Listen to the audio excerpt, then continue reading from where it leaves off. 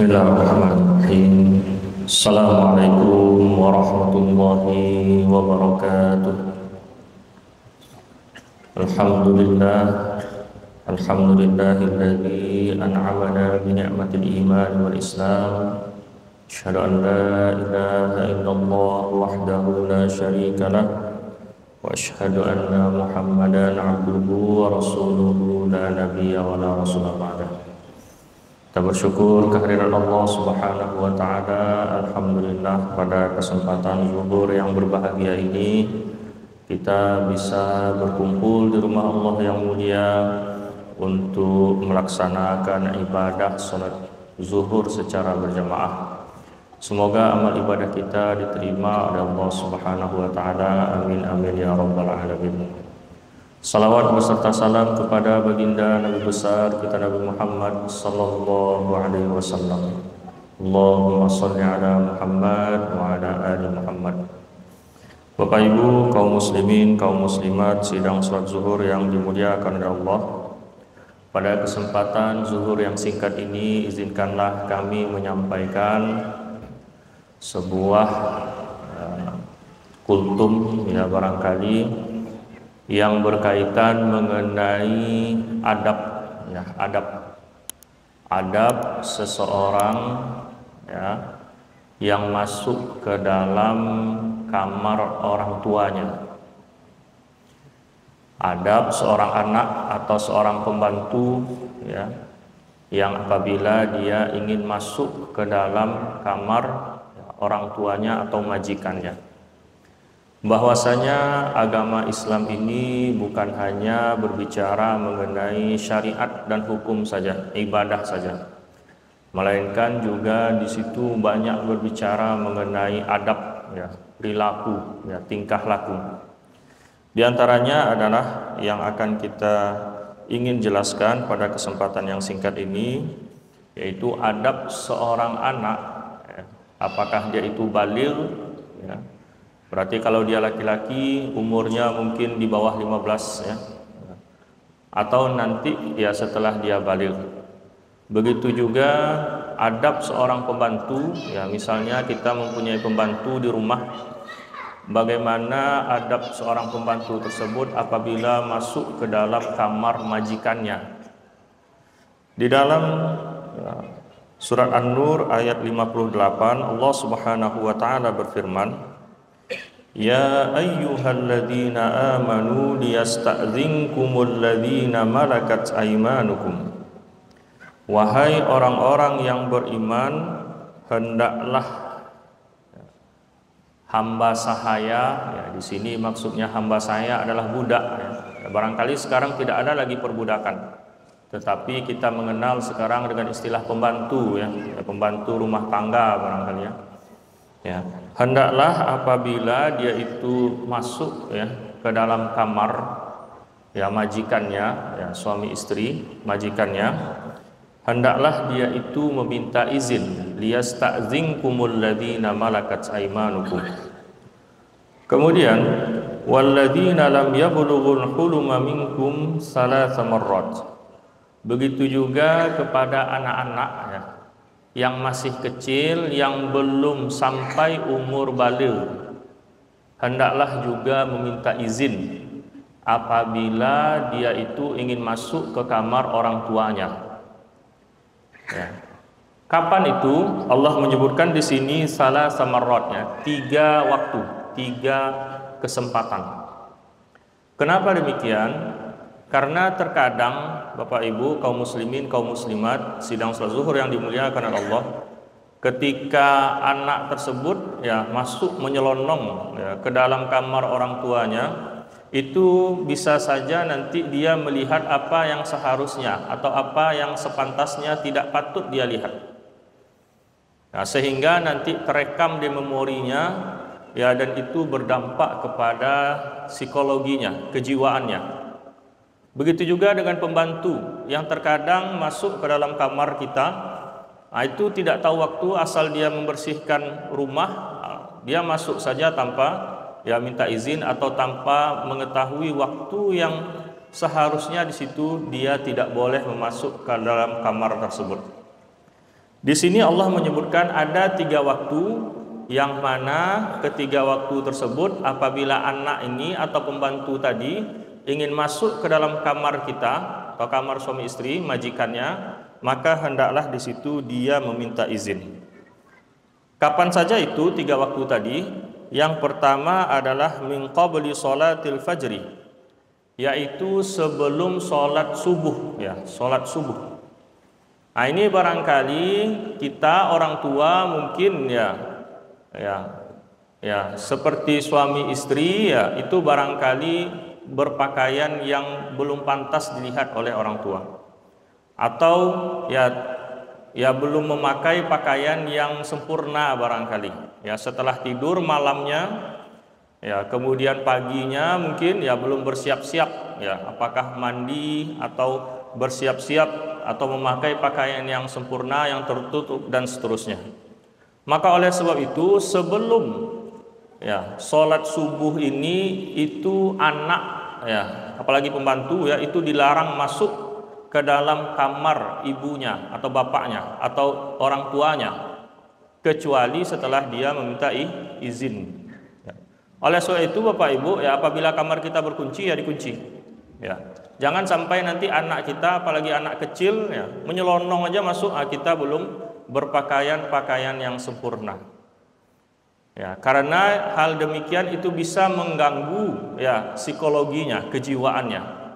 Nah, ini yang pertama waktunya, yaitu sebelum sholat subuh atau sholat fajar. Yang kedua waktunya adalah wahina tad'una thiyabakum minadh-dhahirati, dan ketika kamu meletakkan pakaianmu atau membuka pakaianmu ketika zuhur. Maksudnya di sini ulama menjelaskan adalah ketika kita, ya, orang tua pasangan suami istri tadi istirahat zuhur atau tidur, ya, ketika siang. Kalau istilah agamanya namanya qailulah, ya, qailulah. Waktu qailulah ini kapan, Ustaz? Waktu qailulah ini ada ulama yang mengatakan sebelum zuhur, ya. Tetapi pendapat ulama yang kuat adalah, ya, hina az-zahirah, ketika setelah zawal atau setelah zuhur, antara jam 1 sampai jam 3 siang. Dan qailulah ini adalah sesuatu yang dianjurkan dan disunahkan oleh Nabi. Ya, jadi kalau kita tidak mempunyai kegiatan, pekerjaan, kesibukan, maka hendaklah di situ kita beristirahat pada siang hari atau namanya qailulah. Seperti hadis yang, ya, diriwayatkan, ya, yang mana hadis ini hasan, ya, bahwasanya Rasulullah SAW itu pernah bersabda, qilu fa inna syaitana la taqilu, ya, istirahat sianglah kamu karena syaitan itu tidak beristirahat pada siang hari. Nah, jadi kalau kita tidak mempunyai kegiatan, kesibukan, pekerjaan, maka dianjurkan kita untuk istirahat siang atau tidur siang, atau istilah agamanya namanya qailulah, karena syaitan itu pada dasarnya tidak beristirahat siang. Nah, seperti itu disebutkan di dalam hadis. Nah, ini yang kedua, ketika orang tua atau pasangan suami istri tadi barangkali beristirahat dan menanggalkan pakaian luarnya, maka ketika itu seorang anak, ya, yang belum sampai baligh umurnya, begitu juga dengan pembantu tadi itu, dilarang masuk ke dalam kamar orang tuanya tanpa izin. Kalau dia mau masuk ada keperluan izin terlebih dahulu. Dan oleh sebab itu kamar tersebut haruslah, ya, dikunci oleh orang tuanya, agar di situ tidak lalu lalang, ya, baik itu anak maupun, ya, pembantu masuk ke kamar tersebut. Kemudian yang ketiga, ya, waktu yang harus, ya, anak tadi atau pembantu tadi itu meminta izin kepada orang tua atau majikannya adalah mim ba'di sholatil isya, yaitu setelah sholat isya. Ya, ketika, ya, sudah capek bekerja, mau beristirahat pada malam hari, sudah selesai melaksanakan sholat isya, maka di situ anak dilarang masuk ke dalam kamar orang tuanya. Oh Ustadz, kalau misalnya anak ambo masih laluknya jujur orang tuanya baru lagi. Nah, hendaklah di situ, ya, orang tua memisahkan anaknya dalam hal tidur atau tempat tidur tadi apabila anak tersebut sudah tidak minum ASI lagi. Kalau sudah umurnya 2 tahun tidak minum ASI lagi dipisahkan. Umur 3 tahun, 4 tahun, 5 tahun dan seterusnya sampai umur 15 tahun ya, apalagi kalau dia ya nanti sudah ya dewasa atau sudah baligh. Oleh sebab itu ya anak diberikan tempat tidur yang khusus baginya. Ya, setelah dia selesai ya ASI tadi itu, air susu ibu tadi itu. Maka ketiga waktu ini kaum muslimin, kaum muslimat, seorang anak tersebut yang belum baligh tersebut haruslah meminta izin kepada kedua orang tuanya sebelum dia masuk ke dalam kamar orang tuanya itu, yaitu sebelum sholat subuh, ketika istirahat siang, dan setelah sholat isya. Jangan kita biarkan saja anak kita lalu lalang masuk ke dalam kamar orang tuanya. Nanti terlihat sama dia apa yang tidak seharusnya terlihat. Itu akan mengganggu kejiwaan dan psikologinya. Kemudian Allah Subhanahu wa taala lanjutkan, salasu auratil lakum. Yang demikian itu adalah waktu aurat ya, waktu aurat. Salasu auratil lakum. Waktu aurat yang tidak boleh nampak ya, bagi orang di luar, baik itu anak maupun pembantu tadi itu. Laisa 'alaikum wala 'alaihim junahum ba'dahun. Tidaklah dosa bagi kalian ya selain dari waktu yang 3 tadi. Jadi kalau selain waktu yang 3 tadi ya boleh saja, silakan kalau anak mau masuk ke dalam kamar orang tuanya. Ya misalnya ya sebelum sarapan pagi misalnya, atau sore hari misalnya ya, atau waktu duha misalnya, itu tidak apa-apa. Laisa 'alaikum wala 'alaihim junahum ba'dahun. Tidak ada bagi kalian dan bagi mereka dosa ya apabila dia masuk selain dari ketiga waktu yang kita sebutkan tadi. Kemudian Allah lanjutkan, tawafuna 'alaikum ba'dukum 'ala ba'd. Yang mana mereka itu barangkali bisa masuk ya, keluar ya, tawaf ya. Ya, apabila dia pembantu barangkali dia masuk ke dalam kamar kita untuk membersihkan kamar ya. Apabila anak itu ya barangkali ada keperluannya masuk ke dalam kamar orang tuanya, itu tidak apa-apa kecuali pada 3 waktu yang kita sebutkan tadi itu. Tawafuna 'alaikum ba'dukum 'ala ba'd. Kadzalika yubayyinullahu lakumul ayati. Yang demikian itu Allah Subhanahu wa taala menjelaskan kepada kalian ayat-ayatnya. Jadi ayat-ayat Allah ini banyak macamnya.